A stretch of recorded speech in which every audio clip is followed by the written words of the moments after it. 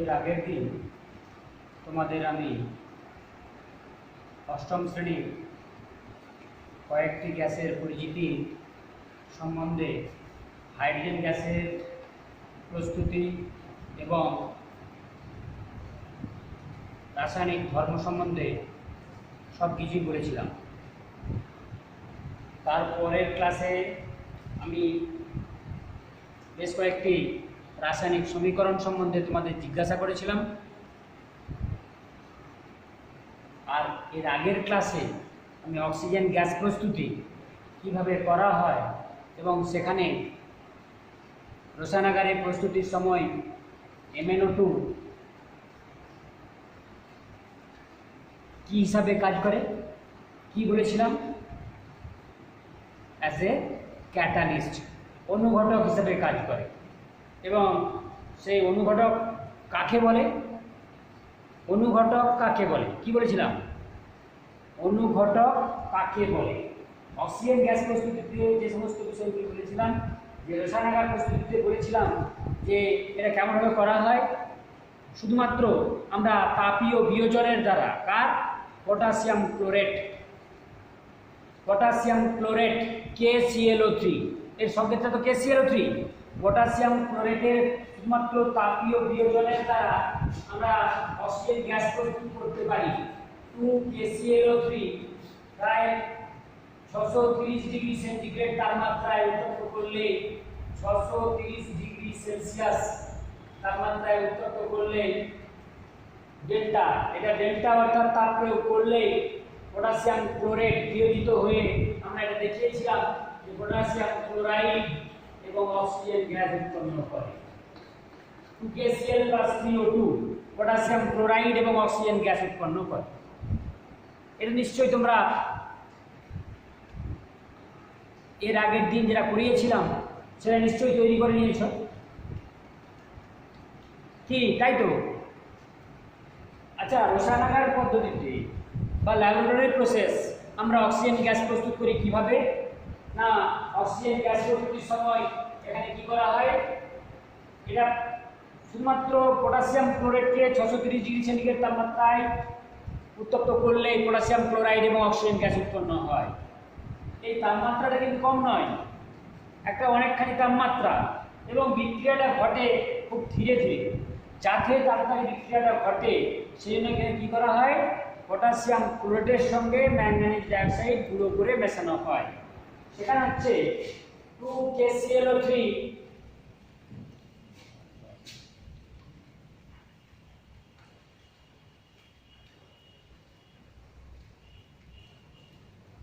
সেখানে আমরা যেটা করেছিলাম, এটা আবার বন্ধ করা যাচ্ছে নাকি, তো সেখানে পটাশিয়াম ক্লোরেট এবং ম্যাঙ্গানিজ ডাইঅক্সাইডের মিশ্রণ, 2 ভাগ ওজনের পটাশিয়াম ক্লোরেট এবং 1 ভাগ ওজনের ম্যাঙ্গানিজ ডাইঅক্সাইডকে খুব ভালোভাবে গুঁড়ো করে মেশানো হয়েছিল। এবং ম্যাঙ্গানিজ ডাইঅক্সাইডটাকে আমরা লেখার সময় থার্ড ব্র্যাকেটের মধ্যে রেখেছিলাম, কারণ এটা বিক্রিয়ার অংশগ্রহণ, বিক্রিয়ায় উপস্থিত থেকে পরবর্তী পর্যায়ে যেখানে বিক্রিয়াজাত পদার্থ উৎপন্ন হয়েছিল সেখানেও কিন্তু পটাশিয়াম ম্যাঙ্গানিজ ডাইঅক্সাইড একই রকম অপরিবর্তিত ছিল। অর্থাৎ ভর ও ধর্মে যে অপরিবর্তিত থাকে, রাসায়নিক বিক্রিয়ায় যে সমস্ত রাসায়নিক পদার্থ কোন রাসায়নিক বিক্রিয়ায় উপস্থিত থেকে রাসায়নিক বিক্রিয়ার বেগ ত্বরান্বিত বা মন্দীভূত করে, রাসায়নিক বিক্রিয়ার বেগ বাড়িয়ে দেয় বা কমিয়ে দেয়, এবং বিক্রিয়া শেষে নিজে ভর ও ধর্মে অপরিবর্তিত থাকে, এবং বিক্রিয়া শেষে নিচে ভর ও ধর্মে অপরিবর্তিত থাকে, সেই হলো কি অনুঘটক। তাহলে এখানে 2KCl + 3O2 + MnO2।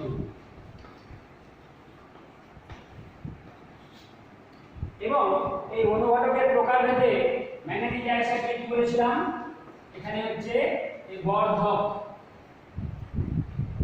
বা বলেছিলাম কি পজিটিভ ক্যাটালিস্ট।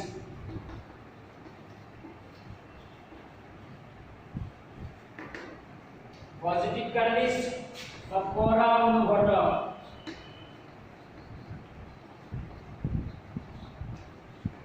যে রাসায়নিক বিক্রিয়ার বেগ বৃদ্ধি করে। এছাড়া আরো এক ধরনের অনুঘটক রয়েছে, আরো বিভিন্ন ধরনের অনুঘটক রয়েছে। তাদের মধ্যে এরপরে যেটা হলো সেটা হচ্ছে বাধক। এটা বর্ধক বা এনহ্যান্সার, যে রাসায়নিক বিক্রিয়া এনহ্যান্স করে, মানে রাসায়নিক বিক্রিয়ার বেগকে বাড়িয়ে দেয়, এনরিচ করে, সেই হলো কি ধনাত্মক অনুঘটক বা পজিটিভ ক্যাটালিস্ট বা পরা অনুঘটক। কি বলবো, বোঝা গেছে? এরপরে যেটা হচ্ছে যে 2 নম্বরও বলেছিলাম, কি বলেছিলাম, বাধক বা ইনহিবিটর, যে বাধা দান করে, সেটা হচ্ছে নেগেটিভ ক্যাটালিস্ট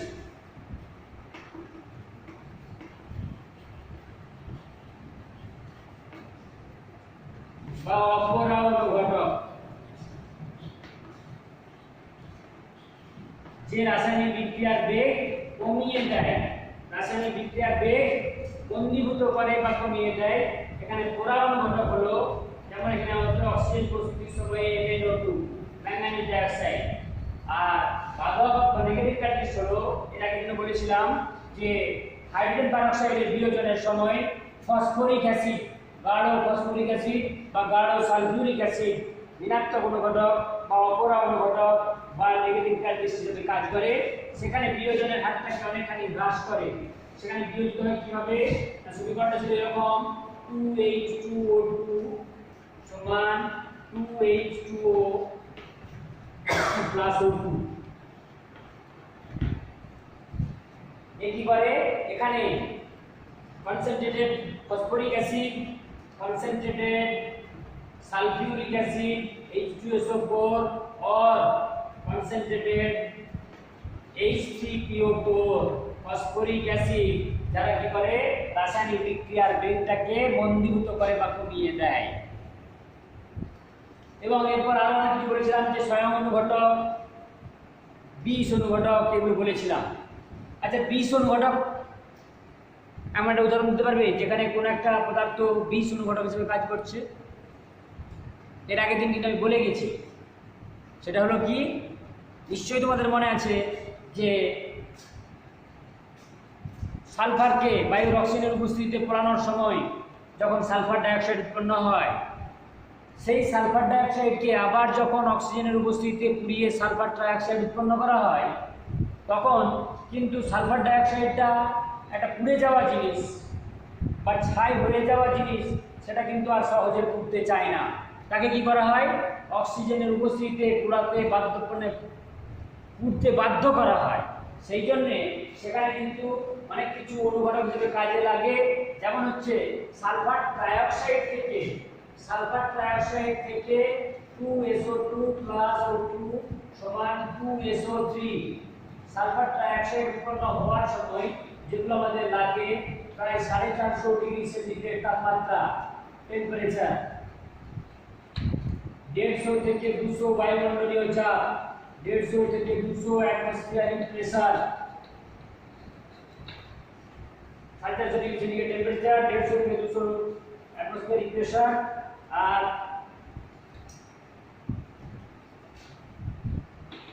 এপি চূর্ণ বা পিটি চূর্ণ অনুঘটক,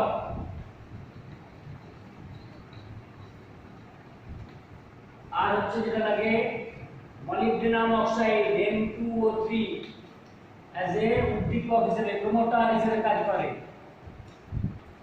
কিন্তু এখানে যেটা হচ্ছে বিষ অনুঘটক হিসেবে কাজ করে কি, তাহলে এখানে এই অক্সিজেনটাকে হতে হয় একেবারে পরিশুদ্ধ অক্সিজেন বা পরিশুদ্ধ অক্সিজেন। বাতাস থেকে সংগৃহীত অক্সিজেন হলেও হবে, কিন্তু যদি ওই অক্সিজেনের মধ্যে কোনো রকম ধূলিকণা থেকে যায়, তাহলে কিন্তু সালফার ডাইঅক্সাইডকে সালফার ট্রাইঅক্সাইডে আর পরিণত করা যায় না। তাহলে এক্ষেত্রে ধূলিকণা মুক্ত বায়ু হতে হবে। তাহলে এক্ষেত্রে ধূলিকণাটা হলো কি, ধূলিকণা হলো এখানকার বিষ অনুঘটক, যে রাসায়নিক বিক্রিয়ার বেগ একেবারে রাসায়নিক বিক্রিয়াকে একদম ঘটতে দেয় না বা বিক্রিয়ার বেগ প্রায় বন্ধ করে দেয়। এটা আমি একদিন বলেছিলাম, স্বয়ং অনুঘটক, বিষ অনুঘটক, এগুলো সবই বলেছিলাম। আজকে যেটা আমরা করছি সেটা হচ্ছে এই অনুঘটকের বৈশিষ্ট্য।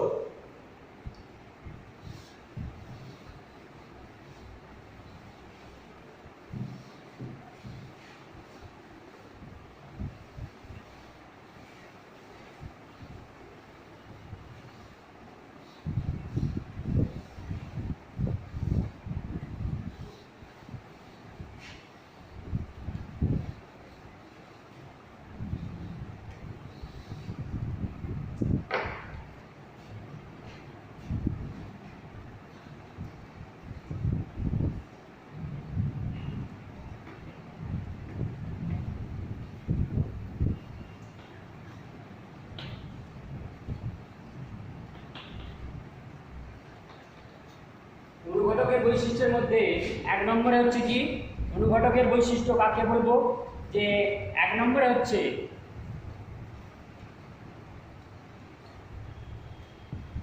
অনুঘটক রাসায়নিক বিক্রিয়ায় উপস্থিত থেকে রাসায়নিক বিক্রিয়ার বেগ ত্বরান্বিত বা মন্দীভূত করে, কিন্তু বিক্রিয়া শেষে নিজে ভর ও ধর্মে অপরিবর্তিত থাকে।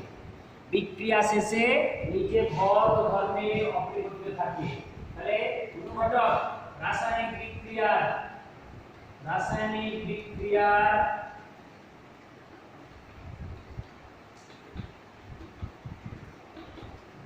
বেগ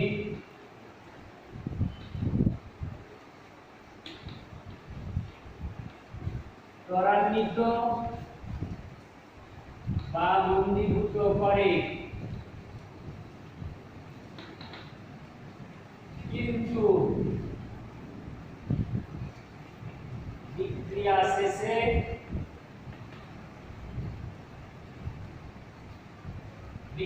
শেষে নিজে ভর ও ধর্মে অপরিবর্তিত থাকে।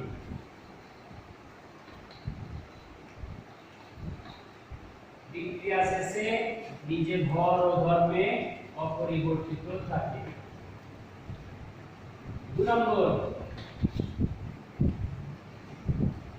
এখানে দেখো পটাশিয়াম ক্লোরাইড থেকে অক্সিজেন গ্যাস প্রস্তুতির সময় MnO2 ধনাত্মক অনুঘটক হিসেবে কাজ করেছে। তাহলে আবার আমরা দেখতে পাই যে উত্তপ্ত ম্যাঙ্গানিজ ডাইঅক্সাইডের উপর দিয়ে যদি হাইড্রোজেন ক্লোরাইড গ্যাস চালনা করা হয় তাহলে সেখানে কিন্তু MnO2 আর অনুঘটক হিসেবে কাজ করে না। আমি বিক্রিয়াটা বললাম যে 4HCl ম্যাঙ্গানিজ ডাইঅক্সাইড এর উপর দিয়ে যখন চালনা করছি, এখানে কিন্তু অক্সিজেন প্রস্তুতির সময় MnO2 হলো অনুঘটক, কিন্তু এখানে হলো MnO2 বিক্রিয়ক পদার্থ। সে রাসায়নিক বিক্রিয়ায় অংশগ্রহণ করে তার ভর ও ধর্মে পরিবর্তন ঘটে যায়। অর্থাৎ বিক্রিয়াজাত পদার্থ থেকে উৎপন্ন হয় manganous chloride MnCl2 plus Cl2, সবুজ আবহ হলুদ বর্ণের ম্যাঙ্গানাস ক্লোরাইড এবং ক্লোরিন গ্যাস মিশ্র ঝাঁঝালো গন্ধযুক্ত ক্লোরিন গ্যাস উৎপন্ন হয় এবং উৎপন্ন হয় জল। তাহলে এখানে কিন্তু আর MnO2 হলো কি, এখানে MnO2 আর অনুঘটক নয়, এখানে সে কাজ করে কি হিসেবে, অ্যাজ এ রিঅ্যাক্ট্যান্ট, বিক্রিয়ক হিসেবে কাজ করে। তাই তার ভর ধর্মে পরিবর্তিত হয়ে তৈরি হয়েছে ম্যাঙ্গানাস ক্লোরাইড, ক্লোরিন গ্যাস এবং জল উৎপন্ন হয়েছে। তাহলে এটা একটা অনুঘটকের বৈশিষ্ট্য যে নির্দিষ্ট রাসায়নিক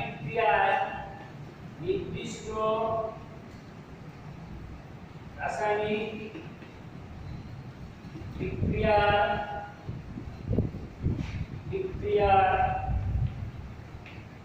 জন্য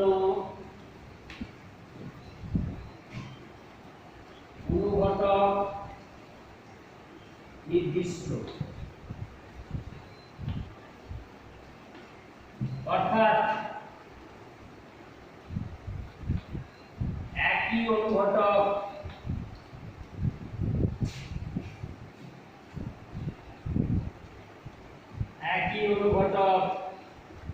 বিভিন্ন রাসায়নিক বিক্রিয়ার জন্য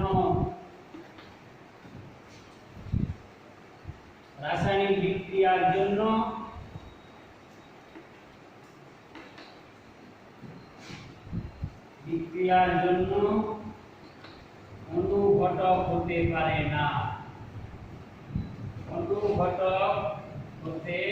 পারে না।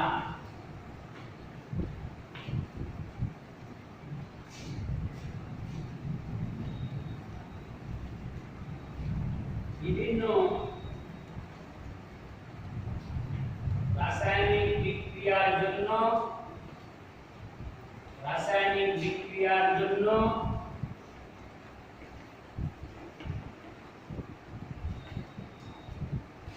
অনুঘটকও ভিন্ন ভিন্ন হয়।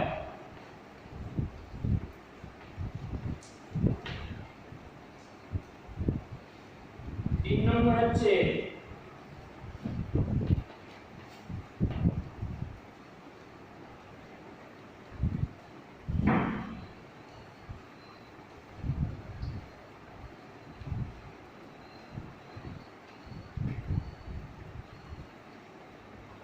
যে কোনো অনুঘটক গুঁড়ো অবস্থায়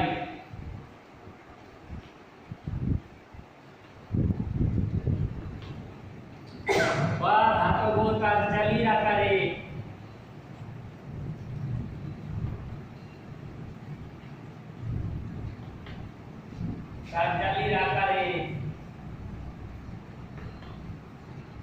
অনুঘটকের ক্রিয়া সর্বাধিক।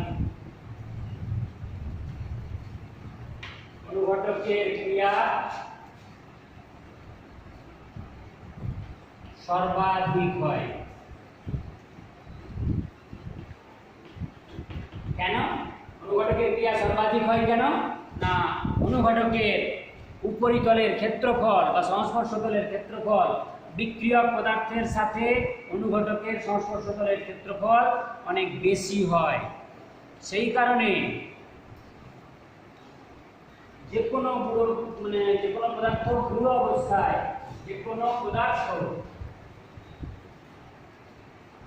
গুঁড়ো অবস্থায় বা ধাতব তার জালির আকারে অনুঘটকের ক্রিয়া সর্বাধিক হয়। যার জন্যে আমরা অক্সিজেন গ্যাস প্রস্তুতির সময়ে দেখো বারবার বলেছি যে পটাশিয়াম ক্লোরাইড এবং ম্যাঙ্গানিজ ডাইঅক্সাইড দিয়ে খুব ভালোভাবে গুঁড়ো করে মেশাতে হবে, তবেই কিন্তু এটা ভালোভাবে কাজ করবে বা ভালোভাবে অক্সিজেন উৎপাদন সম্ভব হবে, অনেক বেশি পরিমাণে অক্সিজেন উৎপাদন সম্ভব হবে এবং বিক্রিয়ার বেগ অনেক বেশি পরিমাণে বৃদ্ধি পাবে। এরপরে যেটা আমরা আসবো, এগুলো হলো অনুঘটকের বৈশিষ্ট্য। এরপরে যেটা আমরা আসছি সেটা হচ্ছে যে অক্সিজেন প্রস্তুতি বা অক্সিজেন গ্যাসের বিভিন্ন রাসায়নিক ধর্ম, ভৌত এবং রাসায়নিক ধর্ম।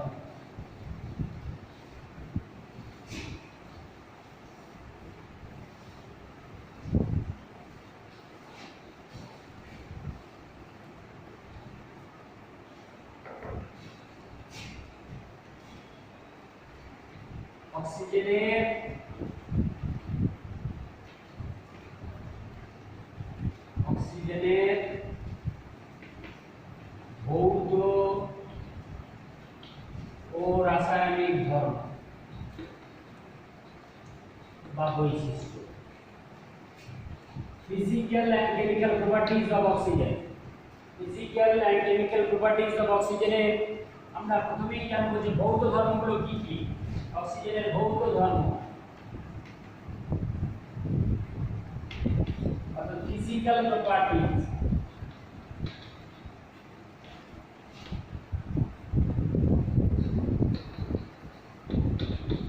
ফিজিক্যাল প্রপার্টিজ এর মধ্যে পড়ে অর্থাৎ অক্সিজেন গ্যাস যেগুলো বাহ্যিক পরিবর্তন, সেগুলোই তো আমরা জানি যে ফিজিক্যাল প্রপার্টি। ধর্ম, বর্ণ, গন্ধ, স্বাদ, জলে দ্রবীভূত হওয়ার ক্ষমতা, এগুলো হলো ভৌত ধর্ম। তা অক্সিজেন গ্যাস কিন্তু একটা বর্ণহীন গন্ধহীন গ্যাস, এটাও কিন্তু বর্ণহীন গন্ধহীন গ্যাস। কিন্তু যেখানে অক্সিজেন গ্যাসকে তাপমাত্রা কমিয়ে বা সম্পদ তাপমাত্রা নিচে নামিয়ে এনে চাপ প্রয়োগ করলে তরলে পরিণত হয়, তরল অক্সিজেন গ্যাস কিছুটা হলো নীলাভ বর্ণের হয়। তরল অক্সিজেন নীলাভ বর্ণের হয়। এরপরে যেটা হচ্ছে অক্সিজেন গ্যাস, O2 গ্যাস নিজে জ্বলে না, অপরকে জ্বলতে সাহায্য করে।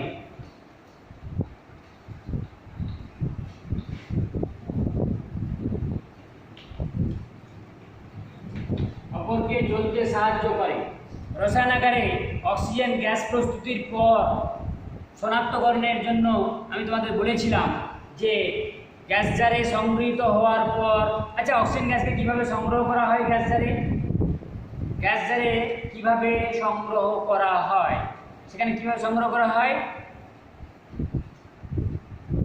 জলের নিম্ন অপসারণ দ্বারা। হ্যাঁ ঠিকই বলেছ, জলের নিম্ন অপসারণ দ্বারা গ্যাস জারে অক্সিজেন গ্যাস সংগৃহীত হয়।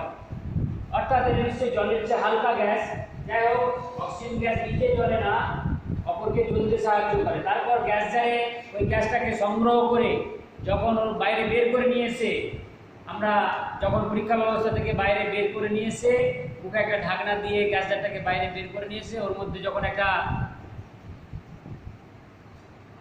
জ্বলন্ত পাটকাঠি বা নিভু পাটকাঠি ওর মধ্যে প্রবেশ করিয়েছিলাম, তখন দেখেছিলাম যে পাটকাঠিটা আরো উজ্জ্বল শিখায় জ্বলে উঠেছিল। যা প্রমাণ করে কি না, এই ওই গ্যাস জারের গ্যাসটা নিজে জ্বলে না, কিন্তু অপরকে জ্বলতে সাহায্য করে, তাই পাটকাঠি নিভু আগুনটা উজ্জ্বল শিখায় জ্বলে উঠেছিল। এরপর যেটা হচ্ছে, তাহলে অক্সিজেন গ্যাস নিজে জ্বলে না কিন্তু অপরকে জ্বলতে সাহায্য করে, আর অক্সিজেন গ্যাস জলে দ্রাব্য, O2 গ্যাস জলে দ্রাব্য।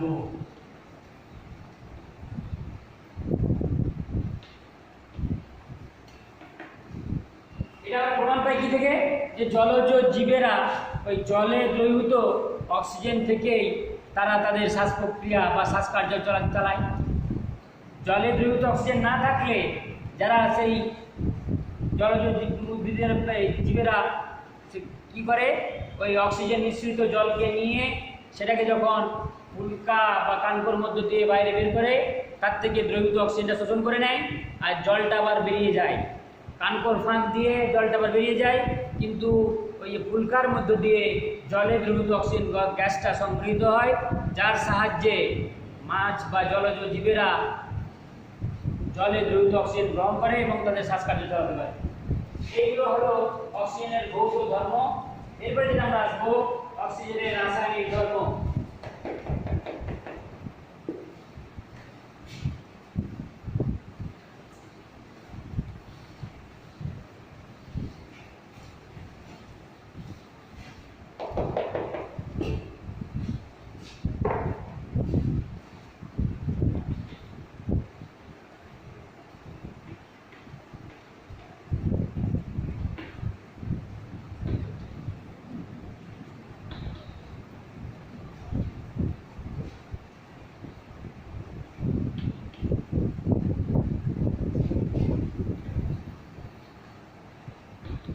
Chemical properties.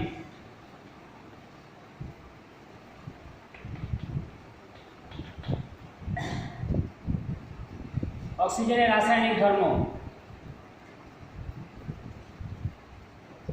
অক্সিজেন অপেক্ষা যে কোনো তড়িৎ ধনাত্মক ধাতু বা অধাতু, অক্সিজেনের চেয়ে বেশি তড়িৎ ধনাত্মক বা অক্সিজেন অপেক্ষা কম তড়িৎ ঋণাত্মক মৌলগুলো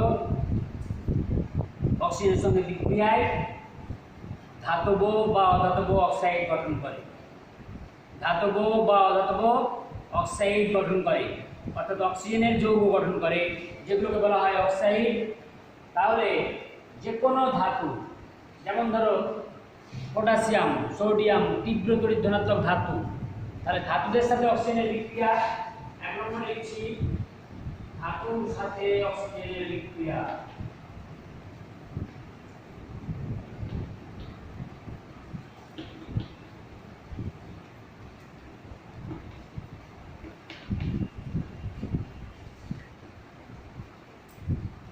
তড়িৎ ধনাত্মক ধাতুগুলোর সাথে অক্সিজেন যুক্ত হয়ে ধাতব অক্সাইড বা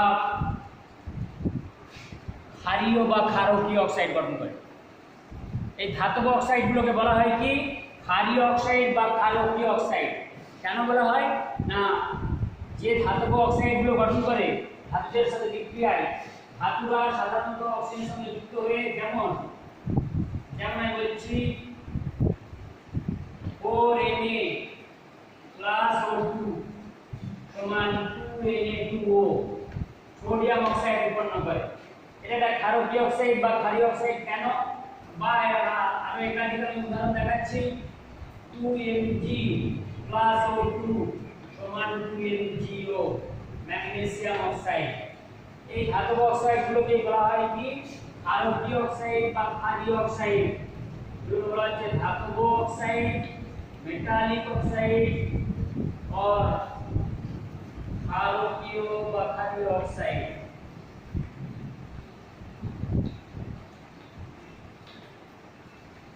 এই সমস্ত অক্সাইডগুলো জলে দ্রবীভূত হয়ে তীব্র ক্ষার উৎপন্ন করে। যেমন ধরা বলছি Na2O + H2O সমান 2NaOH। তীব্র ক্ষার, এটা একটা স্ট্রং বেস বা স্ট্রং অ্যালকালি তীব্র ক্ষার উৎপন্ন করে সোডিয়াম হাইড্রোক্সাইড। সেই জন্য এটাকে বলা হয় ক্ষারকীয় অক্সাইড বা ম্যাগনেসিয়াম অক্সাইড। দেখো MgO + H2O সমান MgOH ম্যাগনেসিয়াম হাইড্রোক্সাইড উৎপন্ন করে। অথবা এই সমস্ত ধাতব অক্সাইডগুলো বা ক্ষারীয় অক্সাইডগুলো জলে দ্রবীভূত হয়ে যেমন ক্ষার উৎপন্ন করে, তেমনি এদের ক্ষারকীয় ধর্ম থাকার জন্য বা ক্ষারীয় ধর্ম থাকার জন্য এরা যে কোনো ধরনের অ্যাসিডের সাথে বিক্রিয়ায় লবণ এবং জল উৎপন্ন করে। সেটা কেমন? যেমন ধরা হয়েছে 2MgO + 2HCl ম্যাগনেসিয়াম অক্সাইড এবং হাইড্রোজেন ক্লোরাইড উৎপন্ন করে কি MgCl2 লবণ প্লাস জল উৎপন্ন করে। ক্ষারকীয় লবণ বা ক্ষারীয় লবণ বা ধাতব ক্ষারকীয় অক্সাইড বা ক্ষারীয় অক্সাইড বা ধাতব অক্সাইড তাদের বলবো যে সমস্ত অক্সাইড জলে দ্রবীভূত হয়ে তীব্র ক্ষার উৎপন্ন করে কিংবা যে কোনো অ্যাসিডের সাথে বিক্রিয়ায় লবণ এবং জল উৎপন্ন করে তাদেরকে বলা হচ্ছে কি ক্ষারকীয় অক্সাইড বা ক্ষারীয় অক্সাইড বা ধাতব অক্সাইড। এরপর আসছি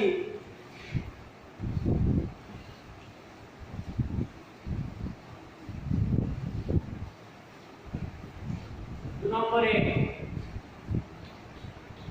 অধাতুর সাথে বিক্রিয়া।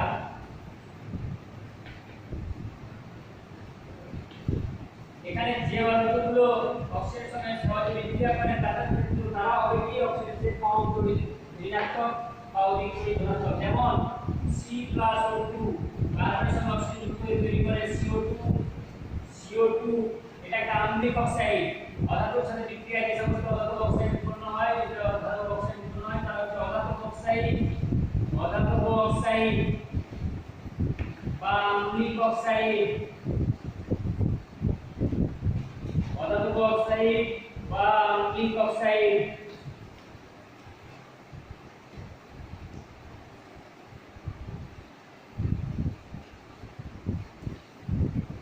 অ্যাসিড অক্সাইড এরা কি করে জলে দ্রবীভূত হয়ে তাদেরকে বলবো আম্লিক অক্সাইড।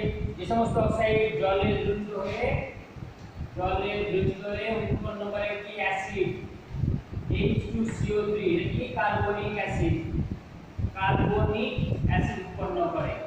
অধাতব অক্সাইডগুলো জলে দ্রবীভূত হয়ে অ্যাসিড উৎপন্ন করে, তাই এদেরকে বলা হয় কি অ্যাসিড অক্সাইড বা আম্লিক অক্সাইড। বা এই সমস্ত অধাতব অক্সাইডগুলো আরেকটা বলছি S+O2 সমান SO2, তাহলে sulphur dioxide, carbon dioxide, sulphur dioxide দুটো হলো কি অধাতব অক্সাইড। আবার CO2 তারাই হলো আম্লিক অক্সাইড যারা ক্ষার বা কার্বনের সঙ্গে বিক্রিয়ায় লবণ এবং জল উৎপন্ন করে।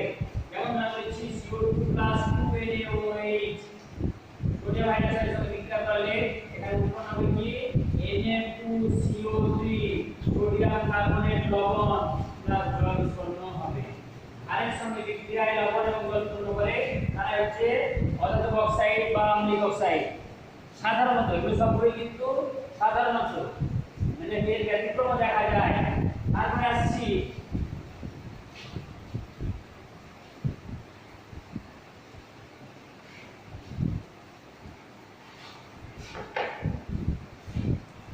উভধর্মী অক্সাইড।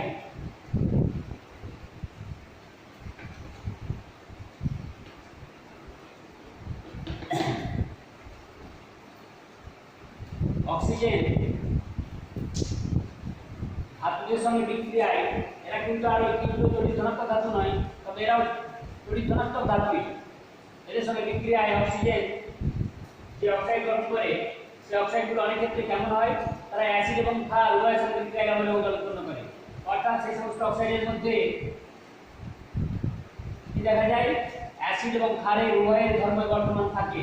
যেমন ধরা বলছি এটা ইংরেজিতে অ্যাম্ফোটারিক অক্সাইড, বহুধর্মী অক্সাইড, অ্যাম্ফোটারিক অক্সাইড,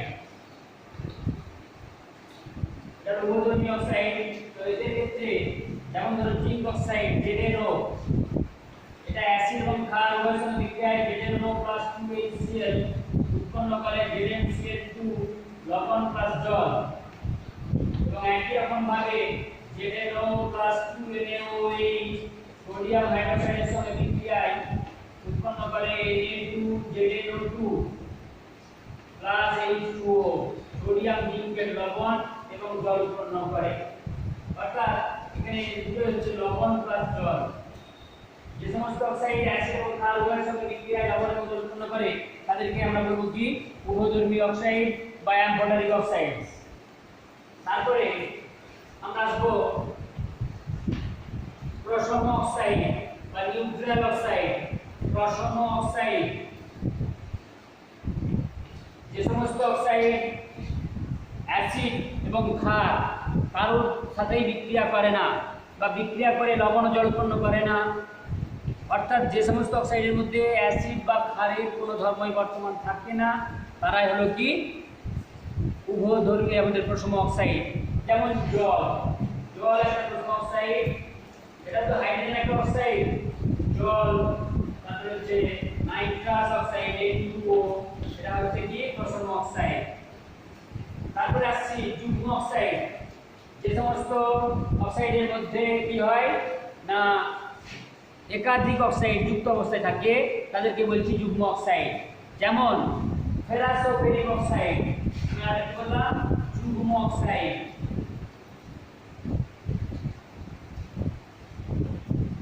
যেমন হলো ফেরাসোফেরিক অক্সাইড Fe3O4। কোন কোন অক্সাইডগুলোর সাথে যুক্ত আছে FeO + Fe2O3। ফেরাস অক্সাইড এবং ফেরিক অক্সাইড সংযুক্ত অবস্থায় গঠন করেছে ফেরাসোফেরিক অক্সাইড বা যুগ্ম অক্সাইড। তাহলে প্রথম হলো ধাতব অক্সাইড বা ক্ষারীয় অক্সাইড, তারপর হলো অধাতব অক্সাইড বা আম্লিক অক্সাইড, তারপরে বলেছি 3 নম্বরে উভধর্মী অক্সাইড, 4 নম্বরে প্রসম অক্সাইড, 5 নম্বরে বলেছি যুগ্ম অক্সাইড। আর আরেকটা রয়েছে পার অক্সাইড, সেটা হচ্ছে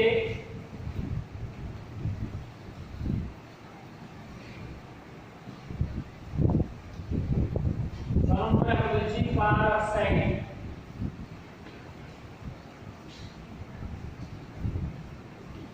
যে সমস্ত অক্সাইডের মধ্যে এই ও বন্ধনী বন্ড এরকম বন্ড দেখা যায়, যেমন ধরো সোডিয়াম পারঅক্সাইড Na আর দেখাই তাহলে ও বন্ধনী দেখা যায়, এই যে ও লিঙ্কেজ, এটাকে বলা হয় ও লিঙ্কেজ দেখা যায় যে সমস্ত যৌগের মধ্যে, তারা হলো পারঅক্সাইড। এবং এই পারঅক্সাইড গুলো যেমন sodium peroxide Na2O2, sodium peroxide বা পারঅক্সাইড গুলো অ্যাসিডের সাথে বিক্রিয়ায় বা খনিজ অ্যাসিডের সাথে বিক্রিয়ায় তারা উৎপন্ন করে কি লবণ এবং জল উৎপন্ন করে, এই হাইড্রোজেন পারঅক্সাইড উৎপন্ন করে। যেমন ধরা বলছি এখানে 2Na2O2 plus 2HCl, Na2O2 plus 2HCl সমান 2NaCl plus H2O2 hydrogen peroxide উৎপন্ন করে। তাহলে তারা হবে পারঅক্সাইড, যারা অ্যাসিডের সাথে বিক্রিয়ায় হাইড্রোজেন পারঅক্সাইড উৎপন্ন করে তারা হলো পারঅক্সাইড। যেমন sodium peroxide Na2O2, potassium peroxide K2O2, এরা হলো পারঅক্সাইড। এছাড়া আরো দু প্রকারের অক্সাইড রয়েছে, একটা হলো সাব অক্সাইড আর একটা হলো সুপার অক্সাইড। যেখানে অক্সিজেনের স্বাভাবিক যোজ্যতার তুলনায় অক্সিজেনের যোজ্যতা কম হয় যেসব অক্সাইডে, সেটা হচ্ছে সাব অক্সাইড। আর যেসব অক্সাইডে অক্সিজেনের যোজ্যতা স্বাভাবিক যোজ্যতার তুলনায় বেশি হয় তাদেরকে বলা হচ্ছে সুপার অক্সাইড। এগুলো একটু পরের হায়ার ক্লাসে তোমরা জানতে পারবে যে সাব অক্সাইড সুপার অক্সাইড বলেও অক্সাইডের দুটো শ্রেণী বিভাগ রয়েছে। তো এই গেল। আরেকটা হচ্ছে যে এগুলো কিন্তু রাসায়নিক ধর্ম। আরেকটা হচ্ছে যে অক্সিজেন গ্যাসকে শোষণ করে কে। আমরা ওখানে দেখেছিলাম যে হাইড্রোজেন গ্যাসকে শোষণ করে কে, লোহা, প্যালাডিয়াম, প্ল্যাটিনাম উত্তপ্ত অবস্থা থেকে শীতল অবস্থায় যাওয়ার সময় যেটাকে আমরা বলেছিলাম অন্তর্বৃদ্ধি। কি হয়েছিল তো এখানেও তেমনি অক্সিজেন গ্যাসকেও লোহা, প্যালাডিয়াম, প্ল্যাটিনাম নদীর উপরিস্তরে অধিশোষণ ঘটাতে পারে, এটাকেও বলা হচ্ছে অন্তর্বৃদ্ধি। আবার ওই ধাতুগুলোতে তাপ প্রয়োগ করলে অক্সিজেন গ্যাস নির্গত হয়। তাছাড়া অক্সিজেন গ্যাসের শোষণ করে হাইড্রোজেন, পটাশিয়াম, পাইরোভ্যালেট দ্রবণ।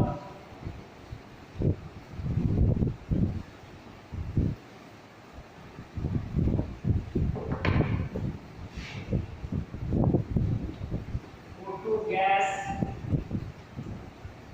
শোষণ করে গ্যাস শোষণ করে। এক নম্বর হচ্ছে পটাশিয়াম পাইরোগ্যালেট দ্রবণ বা ক্ষারীয় পাইরোগ্যালেট দ্রবণ।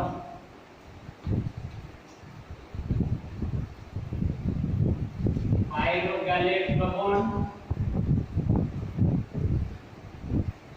ক্ষারীয় পাইরোগ্যালেট দ্রবণ O2 গ্যাস শোষণ করে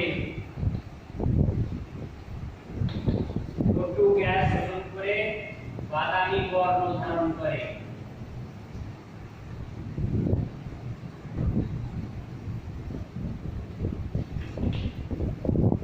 নম্বরে হচ্ছে অ্যামোনিয়া যুক্ত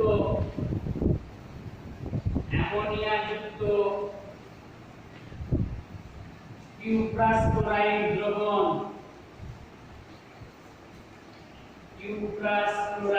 দ্রবণ। O2 গ্যাস শোষণ করে নীল বর্ণ ধারণ করে। আর 3 নম্বর হচ্ছে অ্যাসিড যুক্ত ক্রোমাস ক্লোরাইড দ্রবণ।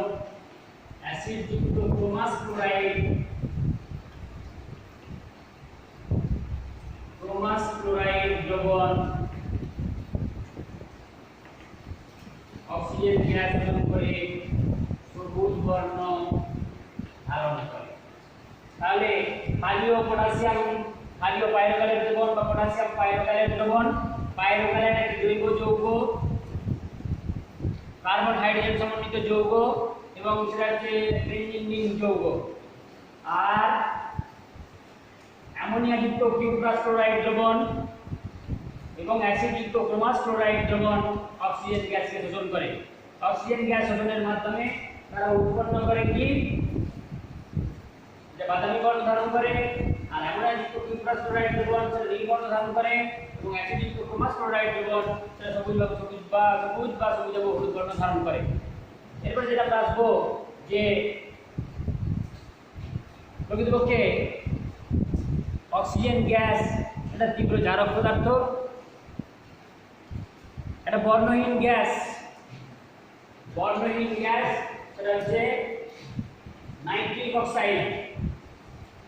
বর্ণহীন গ্যাস বললো যে একটা একটা বর্ণহীন গ্যাস এবং বি একটা বর্ণহীন গ্যাস। ওই এ গ্যাসের মধ্যে দিয়ে বি গ্যাসকে চালনা করলে আমরা একটা বাদামি বর্ণযুক্ত গ্যাস পাই সি। তাহলে এ বি সি কে শনাক্ত করো। তাহলে সেক্ষেত্রে বলেছি কি এ একটা বর্ণহীন গ্যাস এবং সেটা হলো কি nitric oxide NO 2NO plus O2। ওটা বর্ণহীন গ্যাস, NOটাও বর্ণহীন গ্যাস, এটাও বর্ণহীন। দুটো বর্ণহীন গ্যাসের জারণ বিক্রিয়ায় উৎপন্ন হয় 2NO2। এটা হলো কি বাদামি বর্ণের গ্যাস উৎপন্ন হয়। বাদামি বর্ণের গ্যাস নাইট্রিক অক্সাইড উৎপন্ন করে। আজকে আমরা এই পর্যন্ত জানলাম। এর পরের দিন আবার কিন্তু এই অক্সিজেনের রাসায়নিক ধর্ম ধরে তারপরে আমি আবার এখানে গ্যাস পরিচিতিটা শেষ করব এরপরে।